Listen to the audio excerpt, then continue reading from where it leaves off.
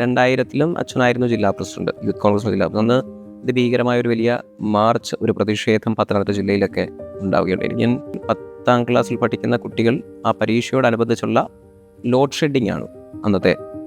അതായിരുന്നു അന്ന് ആ മാർച്ചിനുണ്ടായ സംഭവം. ലോഡ് ഷെഡിങ് വരുന്നു, അതിന് എതിരെ യൂത്ത് കോൺഗ്രസ് സമരം ചെയ്യുകയും അച്ഛൻ അതിഭീകരമായിട്ടുള്ള മർദ്ദനമേൽക്കുകയുണ്ടായി.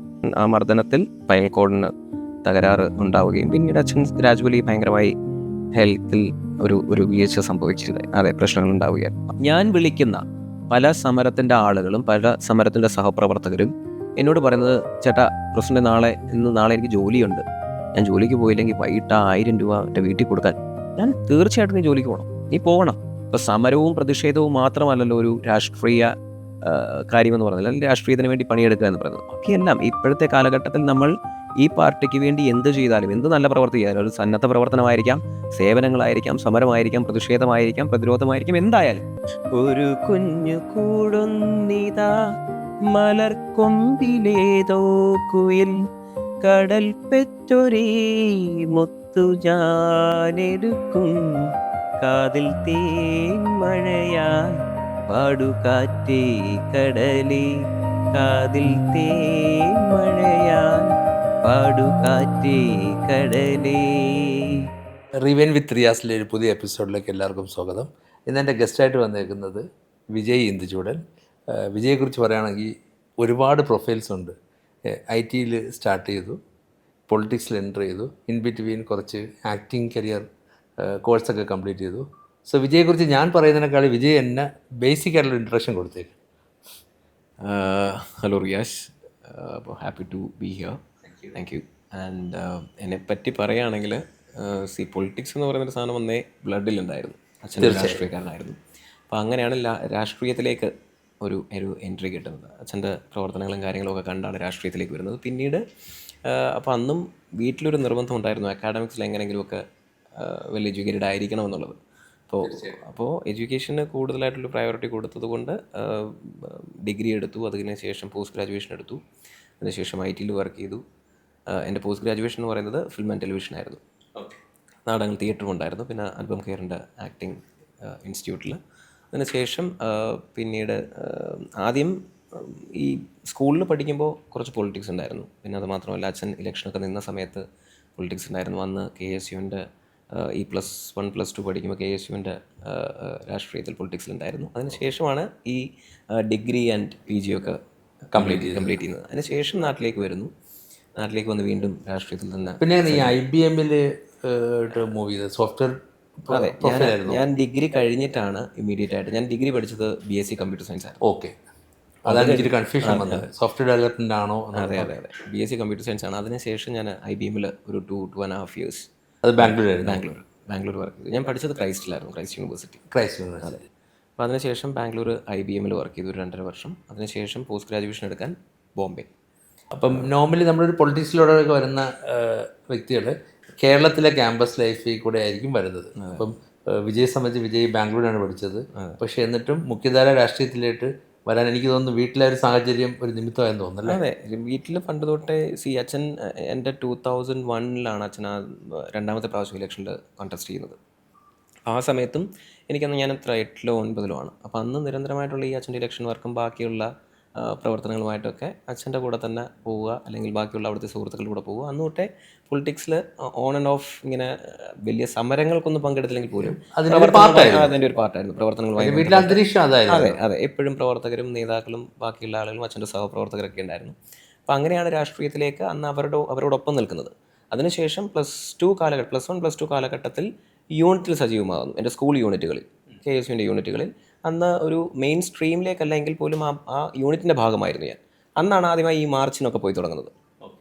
അതിനുശേഷം പക്ഷേ ഒരു ഡിഗ്രി പഠനകാലത്തേക്ക് ഞാൻ ഇവിടുന്ന് ബാംഗ്ലൂരിലേക്ക് മൈഗ്രേറ്റ് ചെയ്യപ്പെട്ടു. അത് എനിക്ക് ക്രൈസ്റ്റ് യൂണിവേഴ്സിറ്റിയുടെ ടെസ്റ്റ് എഴുതിയപ്പോൾ എനിക്ക് അവിടുന്ന് ഓഫർ വന്നു. അപ്പോൾ പിന്നെ അത് അവിടെ പോയി ക്രൈസ്റ്റ് യൂണിവേഴ്സിറ്റിയിലേക്ക് ജോയിൻ ചെയ്തു. അതിനുശേഷം IBM, അതിനുശേഷം പോസ്റ്റ് ഗ്രാജുവേഷൻ എടുത്തു.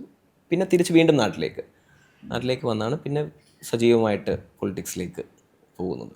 എനിക്ക് വന്ന് വിജയടുത്ത് ഫാദറിനെ കുറിച്ചൊക്കെ സംസാരിക്കുകയാണെങ്കിൽ ഒത്തിരി വാചാലനാകാറുണ്ട്. തീർച്ചയായിട്ടും പുള്ളിയെക്കുറിച്ചുള്ള ഓർമ്മകളൊന്ന് പങ്കുവയ്ക്കാമോ? അച്ഛൻ വളരെ നാൾ കൊച്ചിലെ തന്നെ രാഷ്ട്രീയത്തിലേക്ക് വന്നൊരു വ്യക്തിയാണ്. അച്ഛൻ KSUവിൻ്റെ ജില്ലാ പ്രസിഡൻ്റായിരുന്നു. അതിനുശേഷം യൂത്ത് കോൺഗ്രസിൻ്റെ ജില്ലാ പ്രസിഡൻ്റായിരുന്നു. യൂത്ത് കോൺഗ്രസിൻ്റെ ജില്ലാ പ്രസിഡൻ്റായിരിക്കുമ്പോൾ ഏകദേശം 15 വർഷത്തോളം യൂത്ത് കോൺഗ്രസിൻ്റെ പത്തനംതിട്ട ജില്ലാ പ്രസിഡൻ്റായിരുന്നു. എനിക്ക് തോന്നുന്നു ഞാൻ പ്രൊഫൈൽ ചെക്ക് ചെയ്യുകയാണെങ്കിൽ അച്ഛൻ രമേശ് ചെന്നിത്തല, അതുപോലെ തന്നെ ശ്രീ KC വേണുഗോപാൽ, ശ്രീ G കാർത്തികേയൻ, അതുപോലെ തന്നെ ശ്രീ പന്തളം സുധാകരൻ, ഇത്രയും പേരുടെയും ജില്ലാ പ്രസിഡൻ്റായിരുന്നു അച്ഛൻ. അവരൊക്കെ മാറി മാറി സംസ്ഥാന പ്രസിഡൻ്റായിട്ട് മാറി മാറി വന്നപ്പോഴും അച്ഛൻ പത്തനംതിട്ടയുടെ ജില്ലാ പ്രസിഡന്റ് നീണ്ട 15 വർഷത്തോളം. അപ്പോൾ ഒരു വൈകാരികമായിട്ടുള്ള അവിടുത്തെ ആളുകളുടെ മനസ്സിൽ ഇപ്പോഴും അച്ഛനുണ്ട് എന്നുള്ളത് ഒരു വസ്തുതയാണ്. അപ്പോൾ പിന്നീട് 1999-ലും 2000-ലും അച്ഛനായിരുന്നു ജില്ലാ പ്രസിഡന്റ്, യൂത്ത് കോൺഗ്രസിൻ്റെ ജില്ലാ പ്രസിഡന്റ്. അന്ന് അതിഭീകരമായ ഒരു വലിയ മാർച്ച്, ഒരു പ്രതിഷേധം പത്തനംതിട്ട ജില്ലയിലൊക്കെ ഉണ്ടാവുകയുണ്ട്. എനിക്ക് ഞാൻ മനസ്സിലാക്കുകയാണെങ്കിൽ 10ാം ക്ലാസ്സിൽ പഠിക്കുന്ന കുട്ടികൾ ആ പരീക്ഷയോടനുബന്ധിച്ചുള്ള ലോഡ് ഷെഡിങ് ആണ് അന്നത്തെ, അതായിരുന്നു അന്ന് ആ മാർച്ചിനുണ്ടായ സംഭവം. ലോഡ് ഷെഡിങ് വരുന്നു, അതിന് എതിരെ യൂത്ത് കോൺഗ്രസ് സമരം ചെയ്യുകയും അച്ഛൻ അതിഭീകരമായിട്ടുള്ള മർദ്ദനമേൽക്കുകയുണ്ടായി. അങ്ങനെ അച്ഛൻ സ്വാഭാവികമായിട്ടും ആ മർദ്ദനത്തിൽ അച്ഛൻ്റെ നട്ടലിന്, ബാക്ക് ബോണിന് കുറച്ച് പ്രശ്നമുണ്ടാക്കി, സ്പൈനൽ കോഡിന് തകരാറ് ഉണ്ടാവുകയും പിന്നീട് അച്ഛൻ ഗ്രാജുവലി ഭയങ്കരമായി ഹെൽത്തിൽ ഒരു വീഴ്ച പ്രശ്നങ്ങൾ ഉണ്ടാവുകയായിരുന്നു. ആ വീഴ്ച സംഭവിച്ചതിന് ശേഷം അന്നും സജീവ രാഷ്ട്രീയത്തിലുണ്ട്, മരിക്കുന്നത് വരെയും അച്ഛൻ സജീവമായി. പക്ഷെ അച്ഛൻ കുറച്ച് ക്രച്ചസിലും പിന്നെ അങ്ങനെയുള്ള ബുദ്ധിമുട്ടില്ല. അച്ഛൻ കുറച്ച് സ്പൈനൽ കോഡിന് അത്രയും വിഷയമുള്ളത് കൊണ്ട് അച്ഛൻ ഈ സ്പോണ്ടിലൈറ്റിസ് അച്ഛൻ ഭയങ്കരമായി ഉണ്ടായി. പിന്നെ അതിന് ഡയബറ്റിക്കായി, അങ്ങനെയുള്ള ഹെൽത്ത് ഇഷ്യൂസ് ഭയങ്കരമായി വന്നു. അപ്പോൾ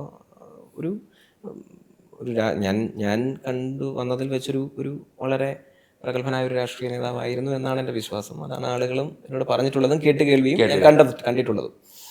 ഒരുപക്ഷെ അച്ഛൻ അലങ്കരിച്ച അതേ പദവിയിൽ വിഷ്ണുവിനും ഒരു അവസരം ഇപ്പോൾ കിട്ടിയിരിക്കുകയാണ്. അപ്പം ഒന്ന് താരതമ്യം ചെയ്യുകയാണെങ്കിൽ അച്ഛൻ്റെ എന്തെല്ലാം കാര്യങ്ങളാണ് ഇൻസ്പയർ ചെയ്തിട്ടുള്ളത്, ഫോളോ ചെയ്യാൻ നോക്കുന്നത്?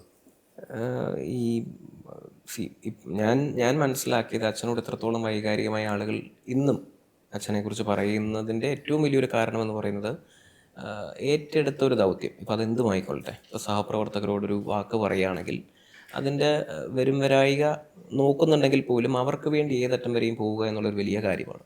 അന്നത്തെ പ്രവർത്തകർ അല്ലെങ്കിൽ അന്നത്തെ നേതാക്കളായിട്ടുള്ള അച്ഛൻ്റെ സഹപ്രവർത്തകർ പറയുന്നത് ചൂടൻ ചേട്ടൻ എന്നാണ് അവർ ഒട്ടുമിക്ക ആളുകളും അച്ഛനെ അഭിസംബോധന ചെയ്ത് വിളിച്ചിട്ടുള്ളത്.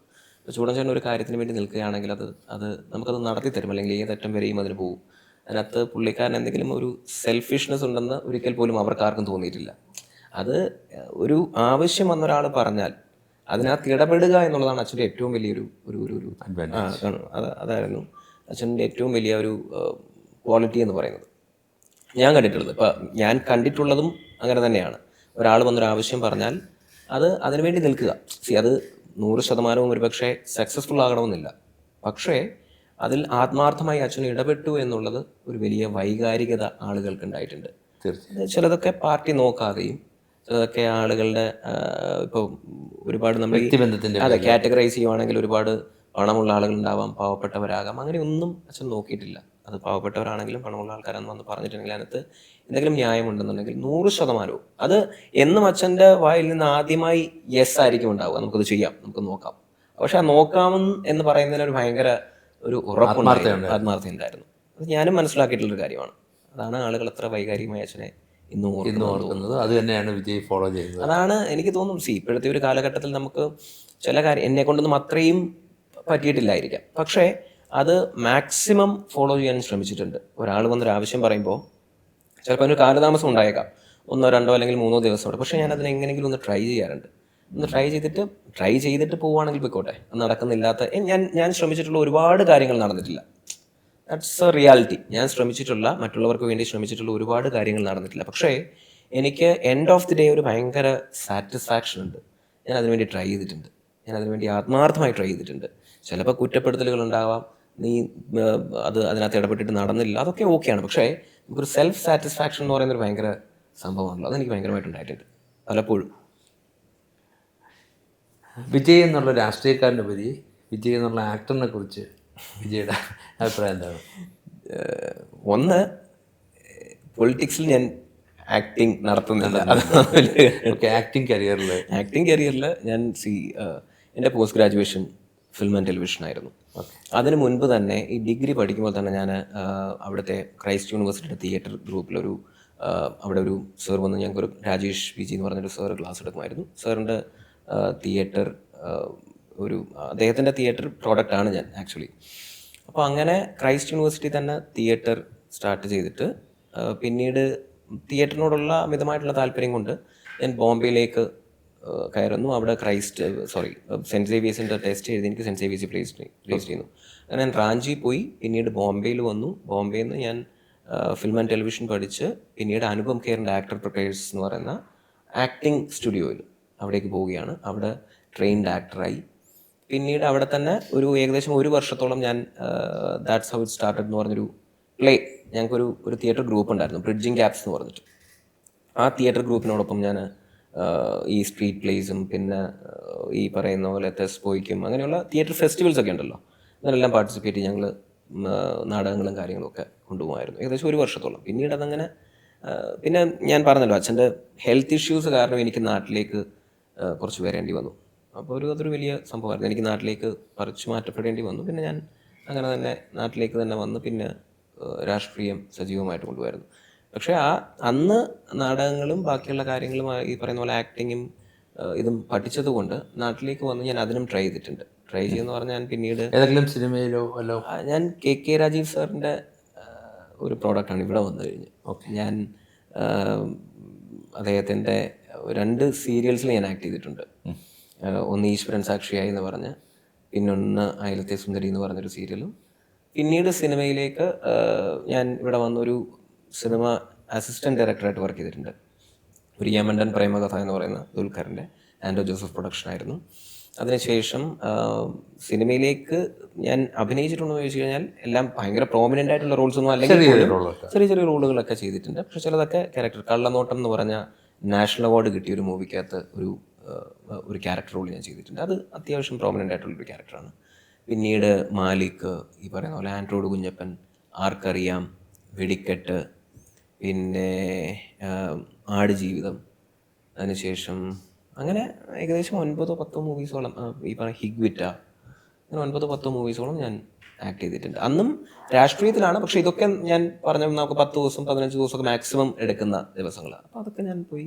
പക്ഷേ ഇന്നുണ്ടാകുന്ന തിരക്കുകൾ പോലെ ആയിരുന്നില്ല ഞാൻ അന്ന് രാഷ്ട്രീയത്തിലുണ്ടാകും. ഇന്ന് ഞാനൊരു ഫുൾ ടൈം, അതായത് കീ റോൾ ഞാൻ ഹാൻഡിൽ ചെയ്യാണ്. യൂത്ത് കോൺഗ്രസ് ജില്ലാ പ്രസിഡന്റ് എന്ന രീതിയിൽ എനിക്ക് യാതൊരു വിധത്തിലും അവിടുന്ന് മാറി നിൽക്കാനുള്ള ഒരു സാഹചര്യം ഉണ്ടായിട്ടില്ല. അത് മാറി നിൽക്കാനും ഞാൻ ഉദ്ദേശിക്കുന്നില്ല.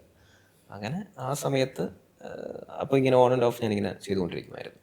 ഇത്രയും പാഷനായിട്ട് ആക്ടിങ് കരിയർ സ്റ്റാർട്ട് ചെയ്തു, ഒരു ആക്ടിങ് സ്കൂളിൽ പഠിച്ചു. പക്ഷേ ഓൾ ഓഫ് എ സഡൻ ഈ കലയിൽ നിന്ന് പൊളിറ്റിക്സിലോട്ട് മാറി. അപ്പോൾ ആ ഒരു ചേഞ്ച് വ്യക്തിപരമായി വിജയ്ക്ക് അത് അക്സെപ്റ്റ് ചെയ്യാൻ പറ്റിയിട്ടുണ്ടോ? അത് അതിലൊരു വിഷൻ ഉണ്ടായിട്ട് മാറിയതാണോ? അതുകൊണ്ട് കുറ്റബോധം ഒട്ടും തോന്നിയിട്ടില്ല? ഇല്ല, കുറ്റബോധമൊന്നും തോന്നിയിട്ടില്ല. കുറ്റബോധം തോന്നിയിട്ടില്ല എന്ന് ഞാൻ പറഞ്ഞത്, ഞാൻ അന്നും പൊളിറ്റിക്സിലുണ്ടായിരുന്നു. ഞാൻ പറഞ്ഞതുപോലെ ഈ സ്കൂൾ കാലഘട്ടം, സ്കൂൾ കാലം തൊട്ട് പൊളിറ്റിക്സിലുണ്ടായിരുന്നു. അതിനുശേഷം ഞാൻ അക്കാഡമിക്സിന് പോയി മൈഗ്രേറ്റ് ചെയ്ത് ബാംഗ്ലൂരിൽ പഠിക്കുന്നു. പിന്നെ IT സെക്ടർ നോക്കുന്നു. അവിടെ തന്നെ ഈ പറയുന്ന പോലെ അന്നും ഈ തിയേറ്ററും പ്ലേസും ഈ നാടകങ്ങളും എല്ലാം പാർട്ട് ഓഫ് ലൈഫ് ആയിരുന്നു.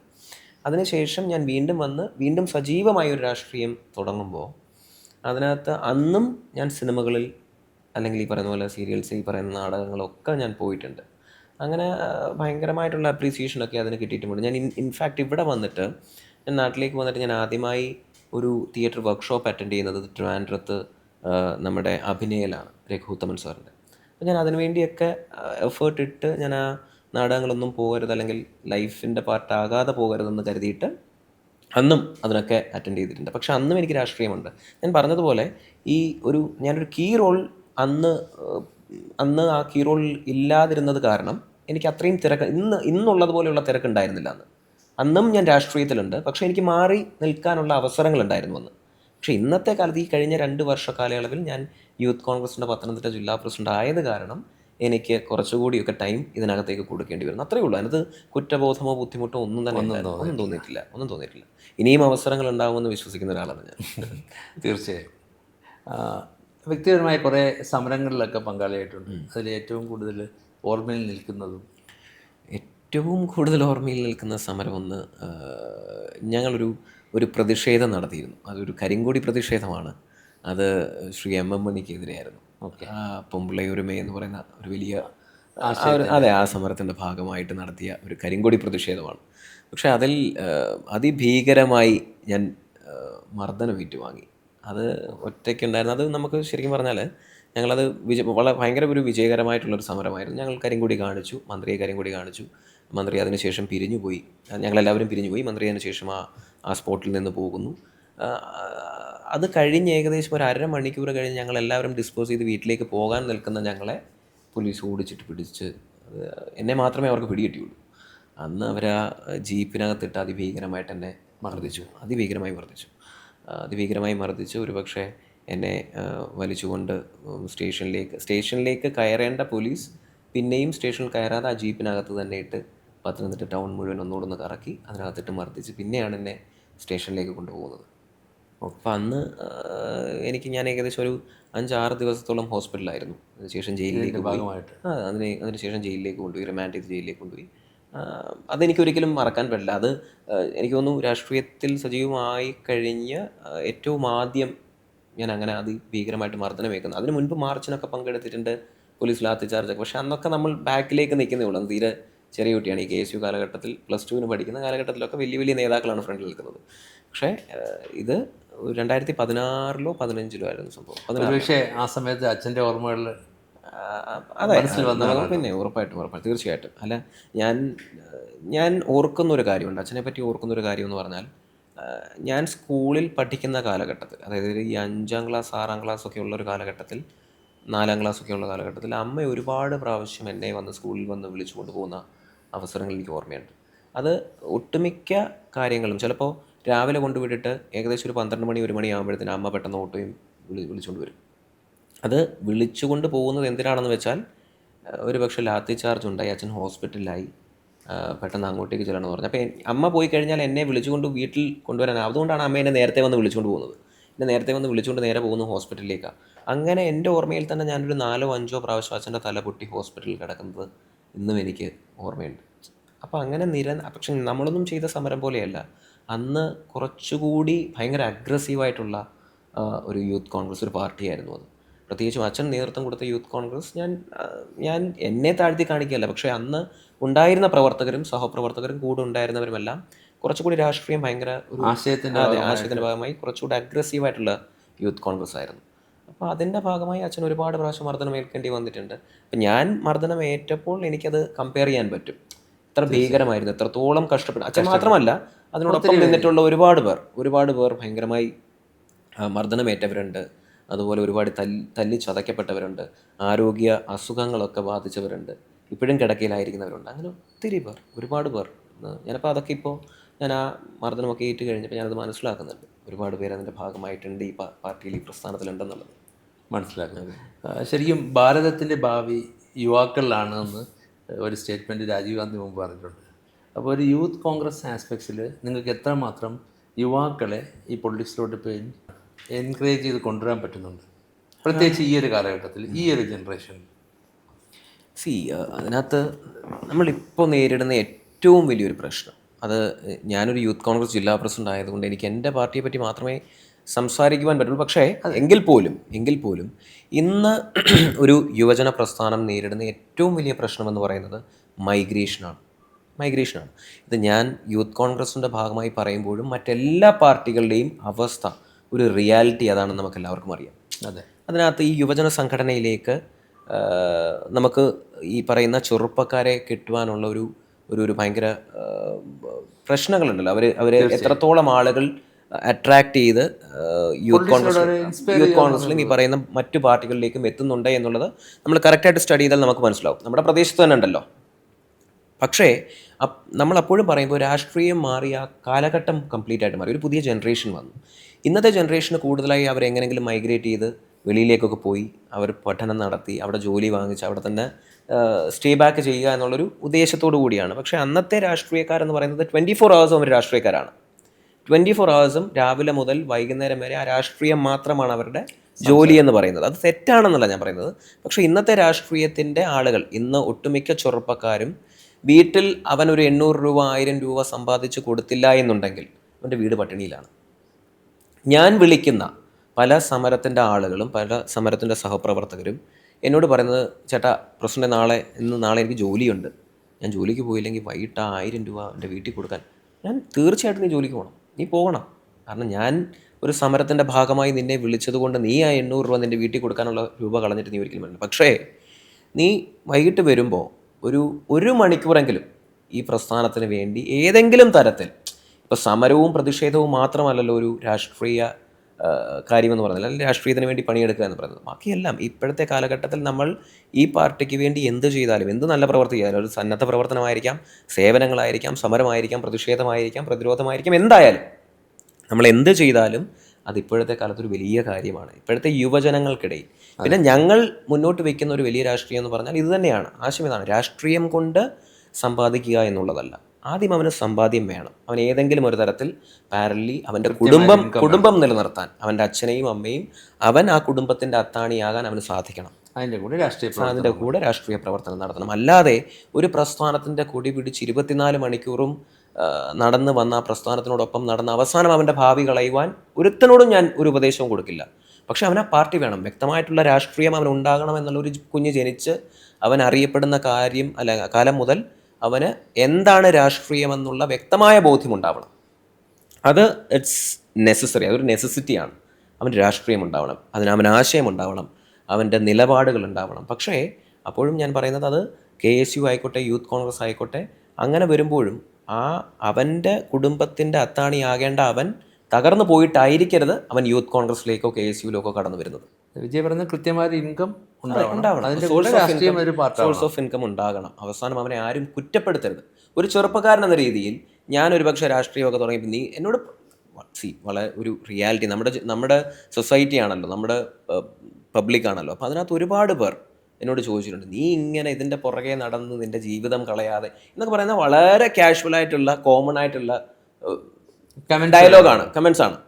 അപ്പോൾ നമ്മൾ വിചാരിക്കുന്നത് ഇനിയും വരുന്ന തലമുറ അങ്ങനെ ഒരു കമൻറ്റ് കേൾക്കാതെ ഇരിക്കട്ടെ.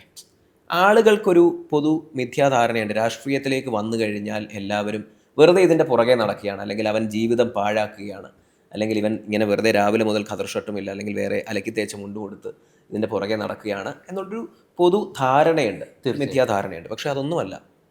ഒരു രാഷ്ട്രീയക്കാരൻ എന്ന് പറഞ്ഞാൽ ഞാൻ മനസ്സിലാക്കിയിടത്തോളം ഒരു രാഷ്ട്രീയ നേതാവൻ കൊടി പിടിക്കുന്നു, ഒരിക്കൽ പോലും അവൻ്റെ ആവശ്യങ്ങൾക്ക് വേണ്ടി അവൻ ഇറങ്ങിയിട്ടില്ല.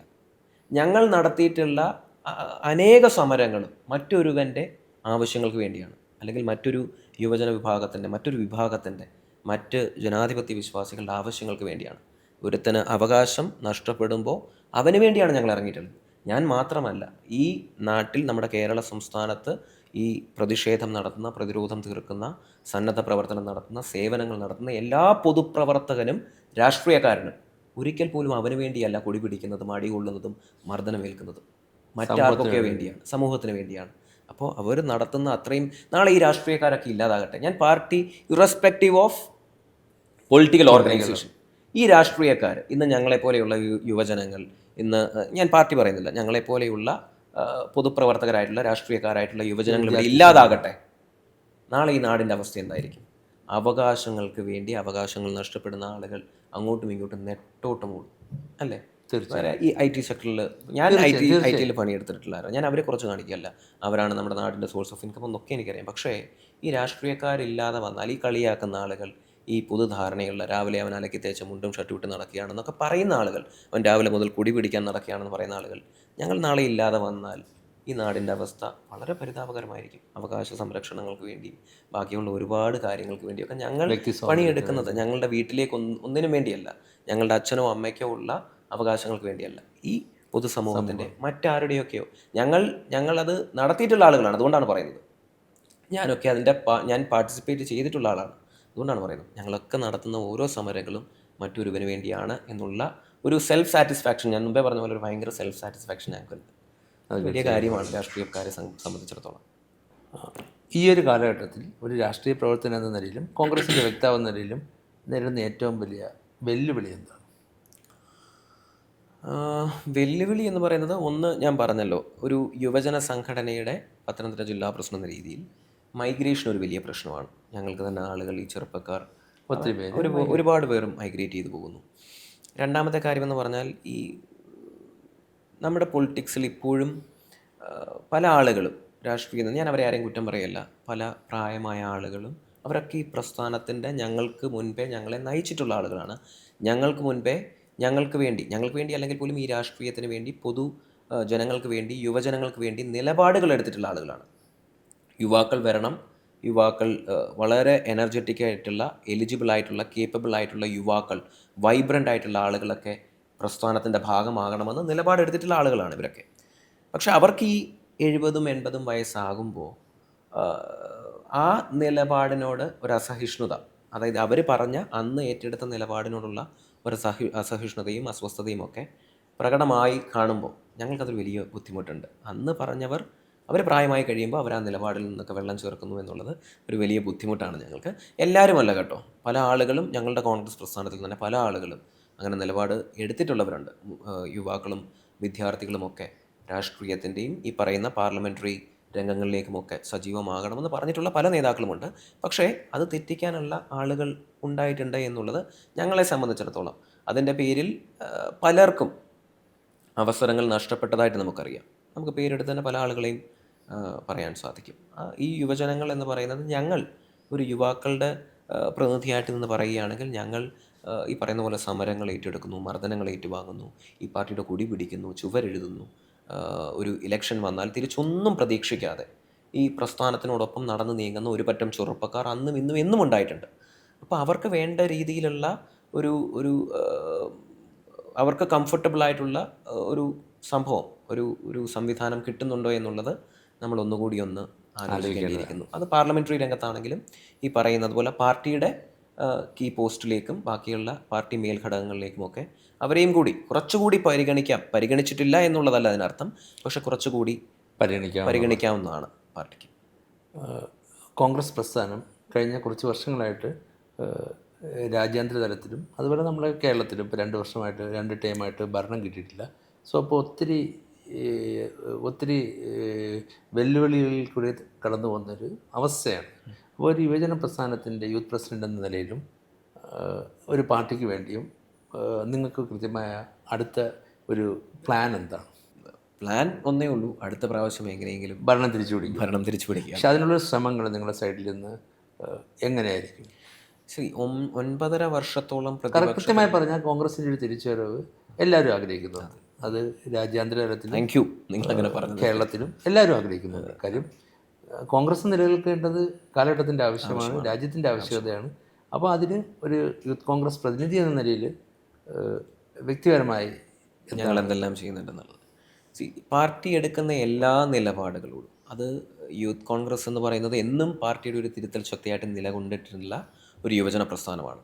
പക്ഷേ പാർട്ടി എടുക്കുന്ന ഭൂരിപക്ഷം നിലപാടുകളോടും ഞങ്ങൾ വളരെ സഹിഷ്ണുതയോടുകൂടിയാണ് പ്രവർത്തിക്കുന്നത്.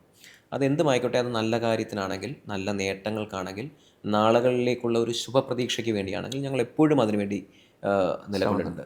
ബീറ്റ് ഇലക്ഷൻസ് അല്ലെങ്കിൽ ബാക്കിയുള്ള കാര്യങ്ങൾ, അതിൻ്റെ സമരങ്ങളാണെങ്കിലും, ഈ പറയുന്നത് പോലെ സേവന പ്രവർത്തനങ്ങളാണെങ്കിലും, അല്ലെങ്കിൽ ഈ പറയുന്ന പോലെ അവകാശ സംരക്ഷണങ്ങൾക്ക് വേണ്ടിയുള്ള പോരാട്ടങ്ങളാണെങ്കിലും, യൂത്ത് കോൺഗ്രസിനെ കൊണ്ട് കഴിയാവുന്ന തരത്തിലെല്ലാം നമ്മൾ വർക്ക് ചെയ്യുന്നുണ്ട്.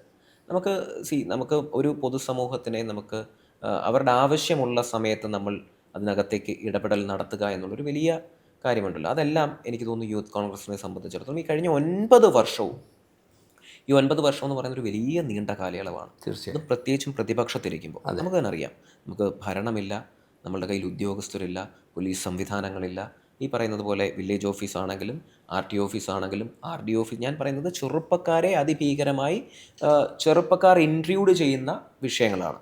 അതായത് ഫോർ എക്സാമ്പിൾ, ഒരുത്തൻ ഒരു ബൈക്കിൽ പോയി അവന് ഹെൽമെറ്റ് ഇല്ല എന്നുണ്ടെങ്കിൽ, അല്ലെങ്കിൽ അവൻ്റെ ഹെൽമെറ്റ് വെക്കാതെ അവനെ പെറ്റിയടിച്ചിട്ടുണ്ടെന്നുണ്ടെങ്കിൽ, ഈ ഭീകരമായിട്ടുള്ള, ഞാൻ പറഞ്ഞു, നമ്മൾ അങ്ങോട്ടും ഇങ്ങോട്ടും അതിനകത്ത് ഇൻവോൾവ് ആയിട്ടുള്ള കക്ഷികളായിരിക്കാം, ഭീകരമായിട്ടുള്ള പെറ്റിയൊക്കെയാണ് അടിക്കുന്നത്. ചില വിദ്യാർത്ഥികൾക്കൊക്കെ, അല്ലെങ്കിൽ ഈ ഹെൽമെറ്റുമായി ബന്ധപ്പെട്ട്, അല്ലെങ്കിൽ അവൻ്റെ ബൈക്കിൻ്റെ സ്റ്റിക്കർ ഒന്ന് മാറിയിരുന്നിട്ടുണ്ടെങ്കിൽ 10,000-15,000 ഒക്കെ പെറ്റി അടിക്കുന്നത്. നമ്മൾ അതിനകത്തൊക്കെ ഇടപെടുമ്പോൾ ഈ 9 വർഷത്തെ പ്രതിപക്ഷത്തിരിക്കുന്ന ഒരു പ്രസ്ഥാനത്തിൽ നമുക്ക് എത്രത്തോളം ഇൻവോൾവ് ചെയ്യാൻ പറ്റുമെന്ന് നമുക്ക് തന്നെ അറിയാം.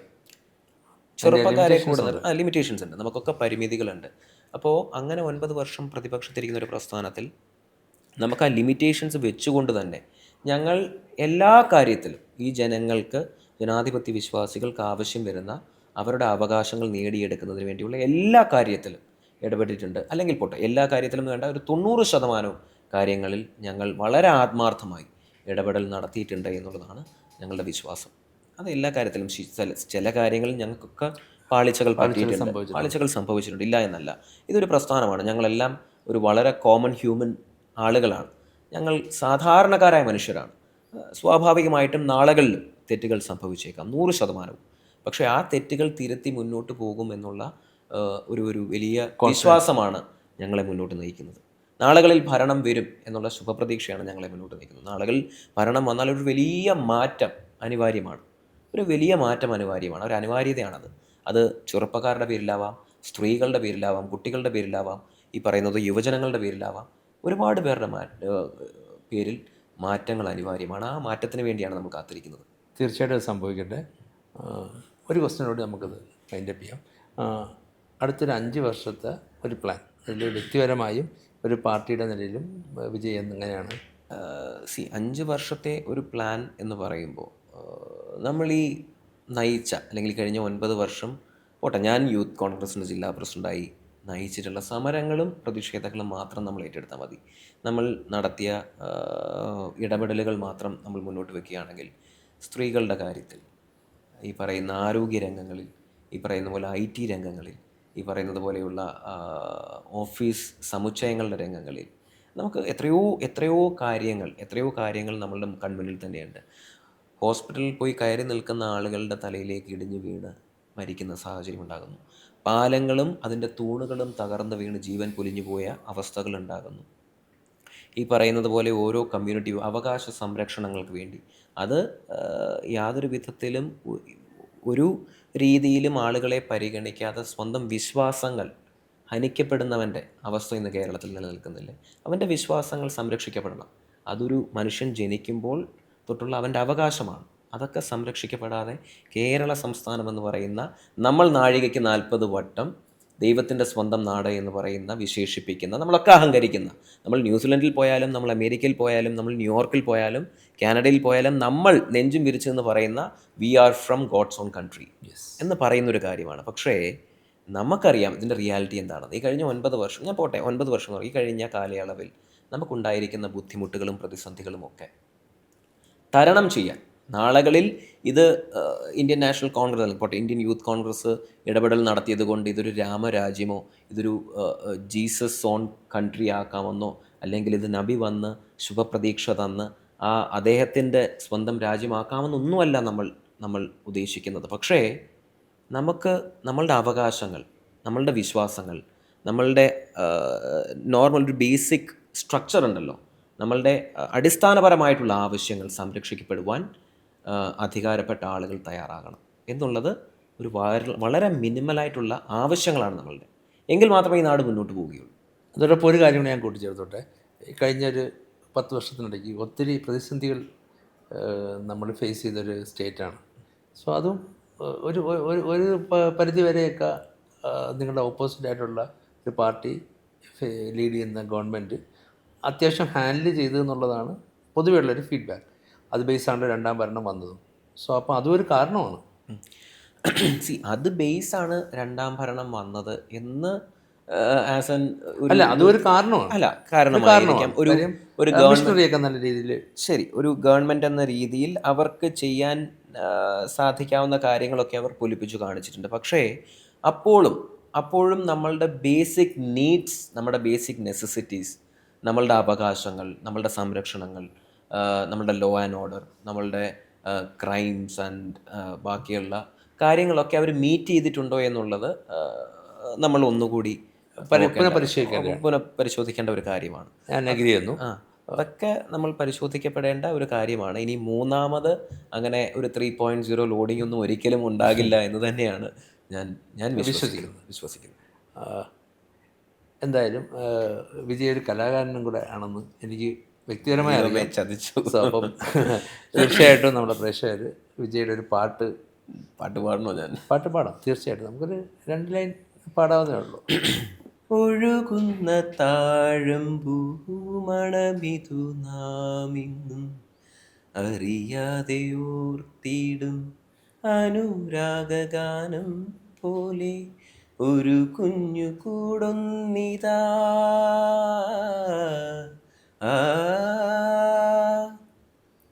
ഒരു കുഞ്ഞു കൂടൊന്നിതാ, മലർക്കൊമ്പിലേതോ കുയിൽ കടൽ പെറ്റൊരീ മുത്തു ഞാനെടുക്കും. കാതിൽ തേൻ മഴയായി പാടുകാറ്റേ കടലേ, കാതിൽ തേൻ മഴയായി പാടുകാറ്റേ കടലേ. കടൽ കാറ്റിൻ മുത്തങ്ങളിൽ കരൾ കുളിർത്താരോ മധുരമായി പാടും മണിശങ്കുകളായി. കാതിൽ തേൻ മഴയായി പാടുകാറ്റേ കടലേ. Thank you Thank thank you. You so Thank much. you. വളരെ ഗംഭീരമായ ഒരു പാട്ടാണ്. Thank you. Thank you. Thank you so much. So റിവൻ വിത്ത് റിയാസിലെ അധ്യായം വന്നി ഒത്തിരി സന്തോഷം. ഓക്കെ എല്ലാവിധ ആശംസകളും ഓക്കെ കരിയറിൽ വരട്ടെ. ഓക്കെ വിജയ് ഈ ആഗ്രഹിച്ച പോലെയുള്ള പൊളിറ്റിക്സിലുള്ള, അതുപോലെ നമ്മുടെ നാടിനും എല്ലാ രീതിയിലുള്ള, സോ വ്യക്തിപരമായും പാർട്ടിപരമായും ഒരു സക്സസ്ഫുൾ ആയിട്ടുള്ളൊരു പൊളിറ്റീഷ്യനായിട്ട് വരട്ടെ. അതോടൊപ്പം ഈ കലയും മെയിൻറ്റെയിൻ ചെയ്യണമെന്നാണ് എൻ്റെ personal opinion. So all the best. Okay thank you. Thank you so much for your time. Thank you Riyas ഇങ്ങോട്ടേക്ക് വിളിച്ചതിന്. റിവൈൻഡ് വിത്ത് റിയാസ് ഞാനൊരു ഫ്രണ്ടാണ് സജസ്റ്റ് ചെയ്ത് ഇങ്ങനെ കാണുകയുണ്ടായി. എന്തായാലും ഗംഭീരമായിട്ടുള്ള പ്രോഗ്രാമാണ്. അപ്പോൾ ഇവിടെ വന്നപ്പോഴാണ് അറിഞ്ഞത് റിയാസ് ഒരു വീണ്ടും കുറച്ചുകൂടി ഹൈറ്റ്സിലേക്ക് ഇത് കൊണ്ടുപോകാൻ ശ്രമിക്കുകയാണ്. അപ്പോൾ എല്ലാവിധമായിട്ടുള്ള ആശംസകളും. ഗംഭീരമാകട്ടെ നിങ്ങളുടെ. തീർച്ചയായിട്ടും ഇനി അടുത്ത പ്രാവശ്യം വിജയ് സീറ്റിലിരിക്കുമ്പം വേറൊരു പ്രൊഫൈലിൽ കുറച്ചും കൂടെ പൊളിറ്റിക്സിൽ തന്നെ അങ്ങനെ വരട്ടെ എന്ന് താങ്ക് യു. ആത്മാർത്ഥമായി ആഗ്രഹിക്കുന്നു. Thank you. So thank you so much.